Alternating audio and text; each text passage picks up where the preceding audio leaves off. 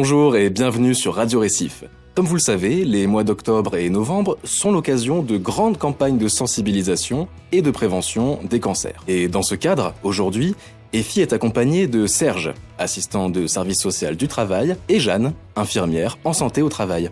Bonjour Victorien. Effectivement, Serge et Jeanne sont avec moi aujourd'hui pour évoquer la question du cancer au travail. Est-ce que vous savez que depuis plusieurs années déjà, l'Institut national du cancer s'est emparé de la question du cancer au travail, notamment au travers de la charte d'engagement Cancer et Emploi.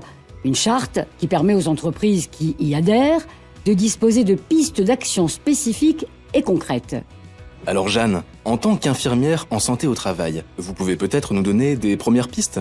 Eh bien, tout d'abord, bonjour à toutes et tous et merci pour cette invitation. En effet, conjuguer maladie et activité professionnelle constitue un défi d'envergure et la prise en compte du cancer dans l'entreprise reste encore à construire.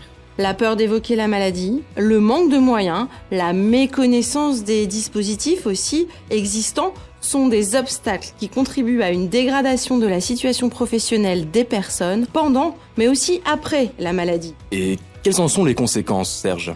Alors, mon activité d'assistant de service social du travail me permet de constater fréquemment les conséquences économiques et sociales d'une pathologie telle que le cancer et l'importance, quand c'est possible, du maintien de l'activité professionnelle. Lorsqu'il est souhaité par le salarié et bien géré par l'entreprise, le maintien dans l'emploi améliore considérablement la qualité de vie des malades, les sécurise financièrement et participe au processus de rétablissement.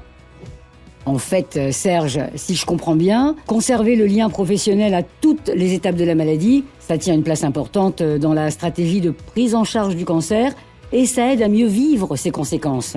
Oui, en effet, EFI, et c'est l'un des grands axes déclinés en 11 engagements de la charte Cancer et Emploi.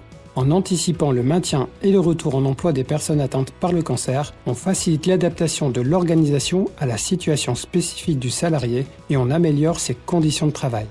Et ce qui est aussi très important, Serge, pour modifier les préjugés et le rapport à la maladie, c'est d'informer et de former toutes les personnes de l'entreprise afin d'accompagner de manière efficace les salariés touchés par le cancer. Et d'une manière générale, nous savons tous que promouvoir la santé de l'ensemble des salariés peut diminuer leur risque d'être confrontés un jour au cancer. En résumé, si vous êtes concerné directement ou indirectement, et pour vous accompagner dans vos démarches, votre assistant de service social du travail, votre infirmière en santé au travail, tout comme le médecin du travail et les services de santé au travail, sont vos interlocuteurs privilégiés. N'hésitez pas à les solliciter.